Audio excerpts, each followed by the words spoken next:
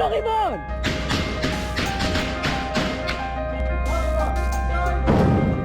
תחצו, תחפה עלינו החוצים. יש?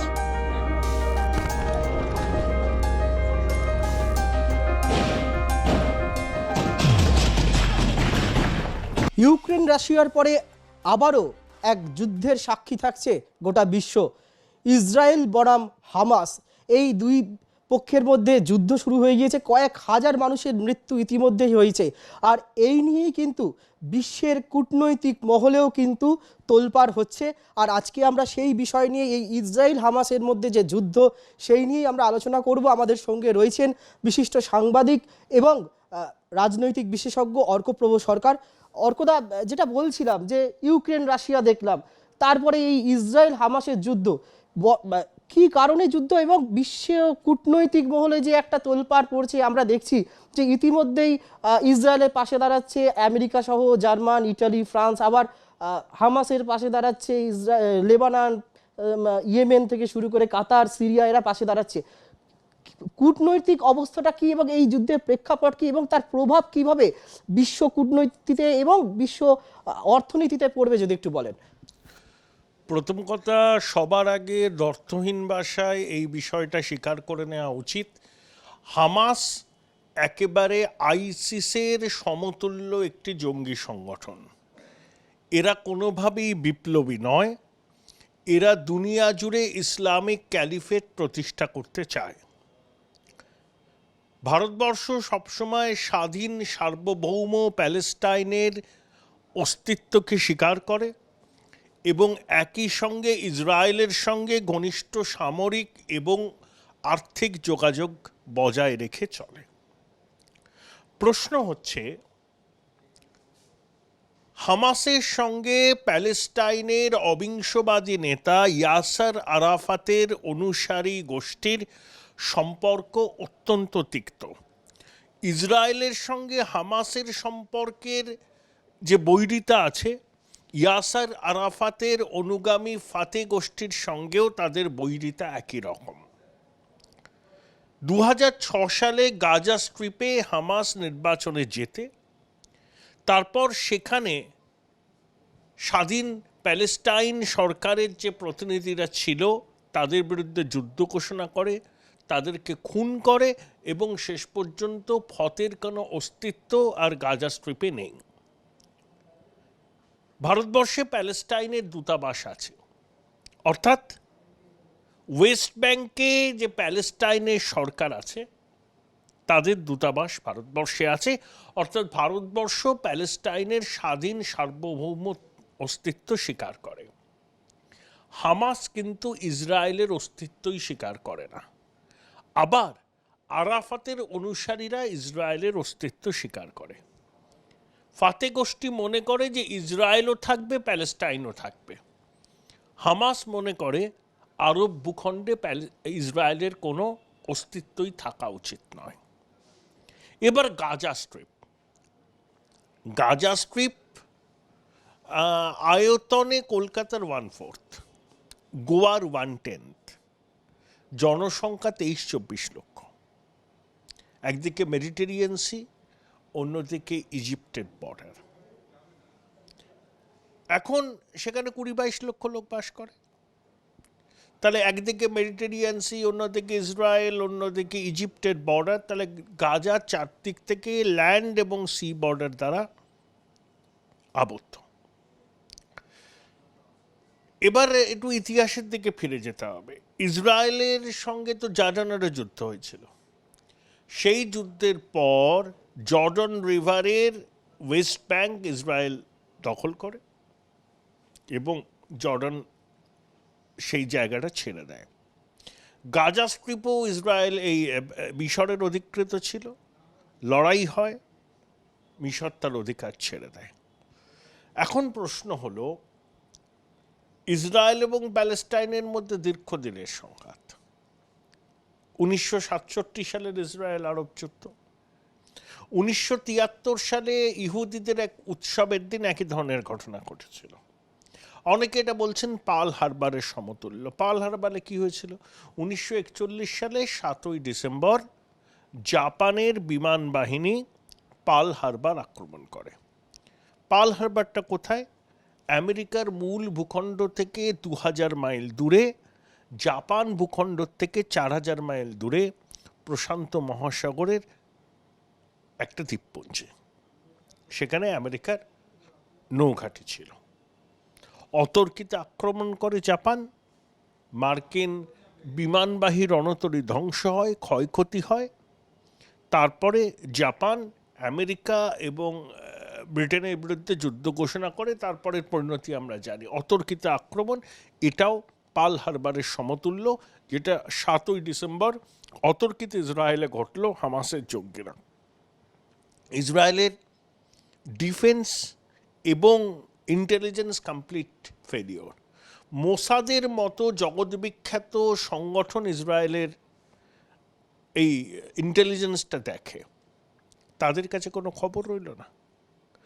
আসলে জেরুজালেমের আল আকসা মস্কে পবিত্র রামাদানের দিনে ইসরায়েলি সেনা প্রবেশ করেছিল। সেখানে যারা প্রার্থনা করছিল তাদের উপর তারা অত্যাচার করে। তারপর থেকেই এই প্রতিশোধের স্পৃহাটা চারিয়ে যায় এই হামাসের মধ্যে।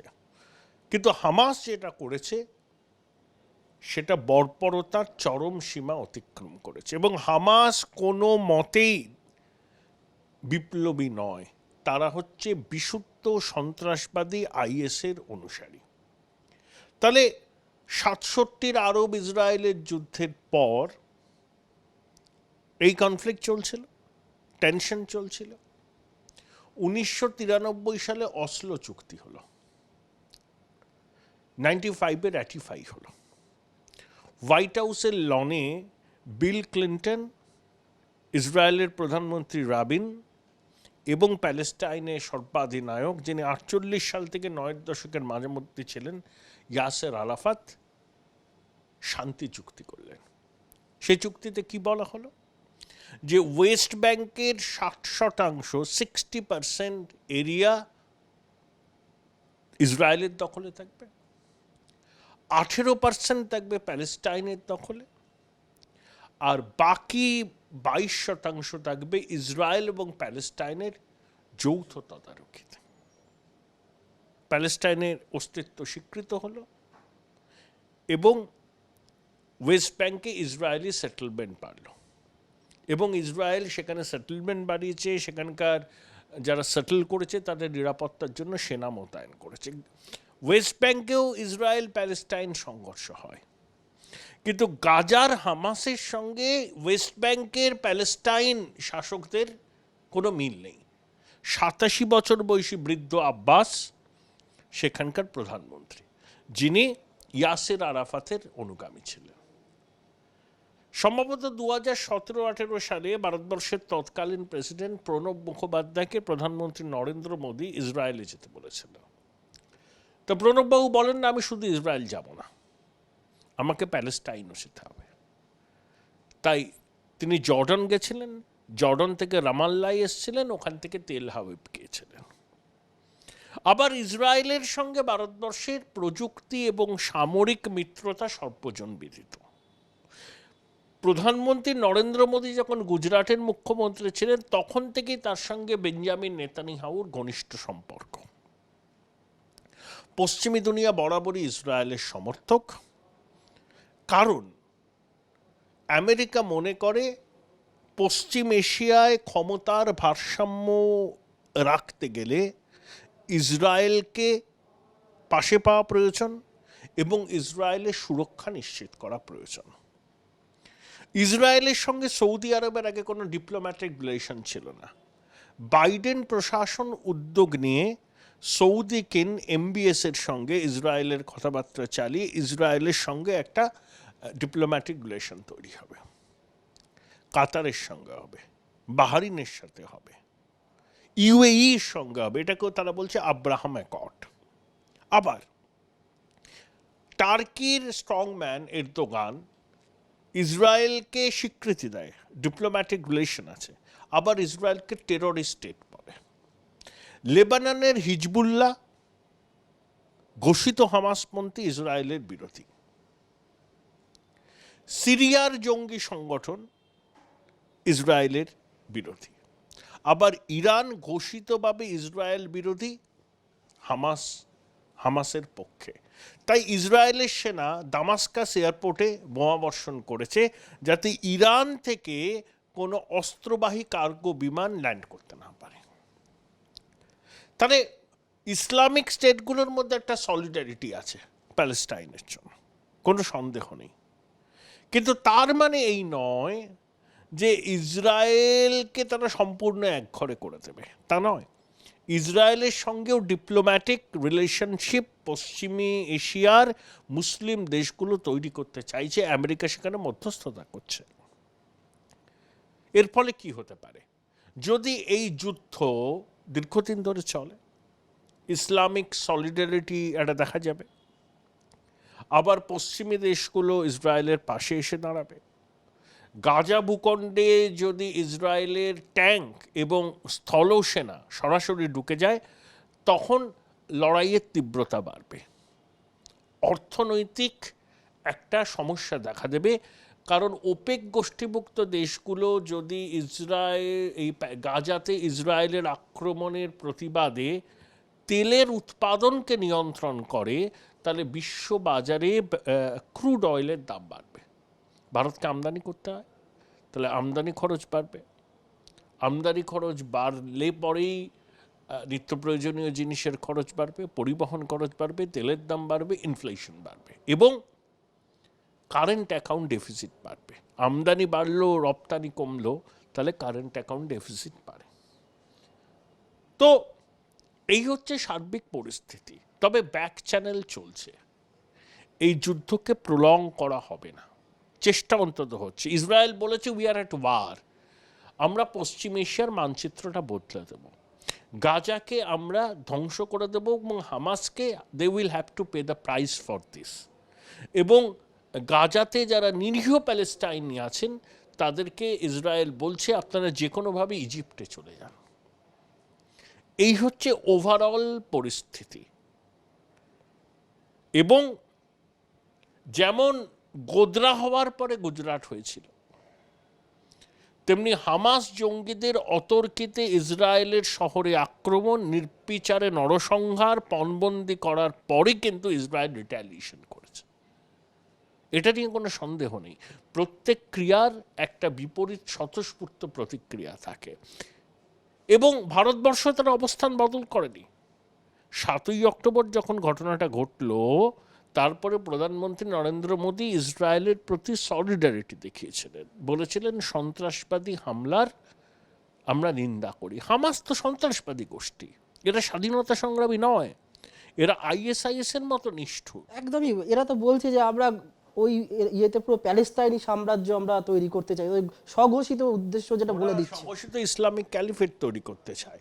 ভারতবর্ষ প্যালেস্টাইনের স্বাধীনতা স্বীকার করে, পৃথক রাষ্ট্র হিসাবে প্যালেস্টাইনকে মর্যাদা দেয় এবং প্যালেস্টাইনের মানুষের আত্মনিয়ন্ত্রণের অধিকার, যাকে ইন্তিফাদা বলে, সেটাকেও স্বীকার করে।